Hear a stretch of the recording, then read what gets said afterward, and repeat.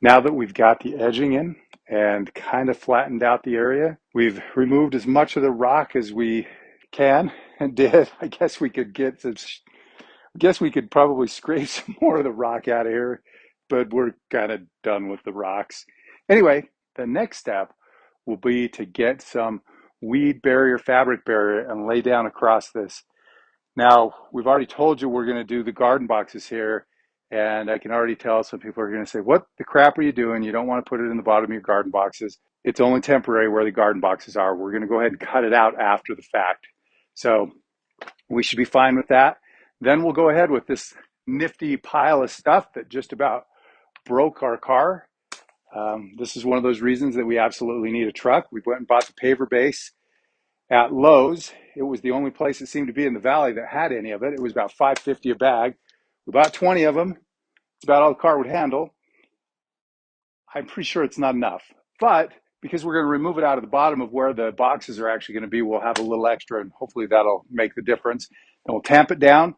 And we bought a piece of flagstone to put by the back gate as a stepping stone in. And we've already told you we'll do some other flagstones along here to create the path out to the gate as well. But there it is. Here we go. We started here by the gate with a hammer and some landscape staples. I was trying to be really careful not to hit a sprinkler line.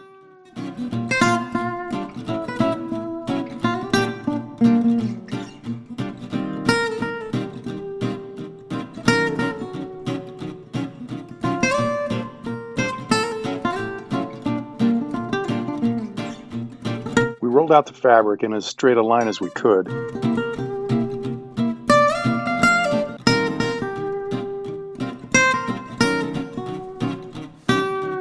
Next, we put a couple of landscape staples near the top of the fabric.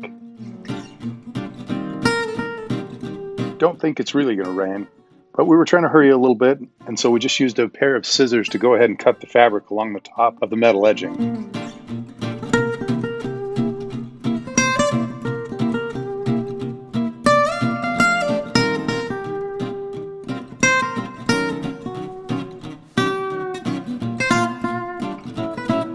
It might be a little bit overkill, but we decided to add a few extra staples here along the top of this first roll of the fabric barrier to keep it in place. As we placed and cut the next row of fabric barrier, we overlapped probably about 5 or 6 or 7 inches just to make sure we had plenty of coverage.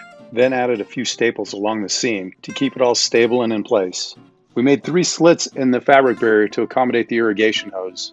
Then comes the fun part, throwing out that first bag of paver base and spreading it into the corner.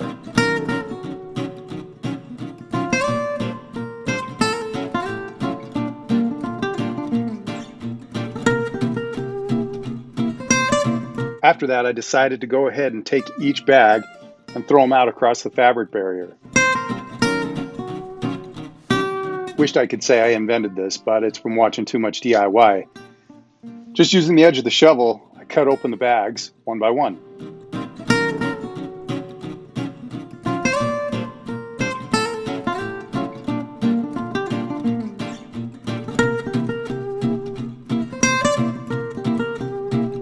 Remember earlier when I said I didn't think the 20 bags were going to be nearly enough? Yeah, boy, I don't even know how to count it all, because in the end, we ended up needing over 80 bags.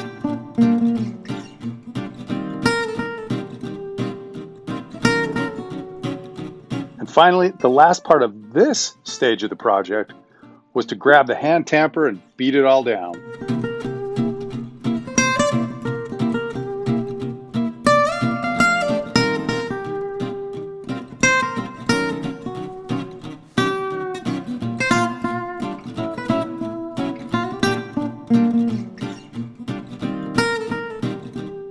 Somehow, we managed to not get any video of the final layer of just paver base. So we have a couple of these still shots to show you. One is just on the edge, and the other is, well, we'll talk more about how we got these flagstones in another video. But we managed to get a few flagstones, and we were just kind of laying them out to see how we thought we kind of wanted it.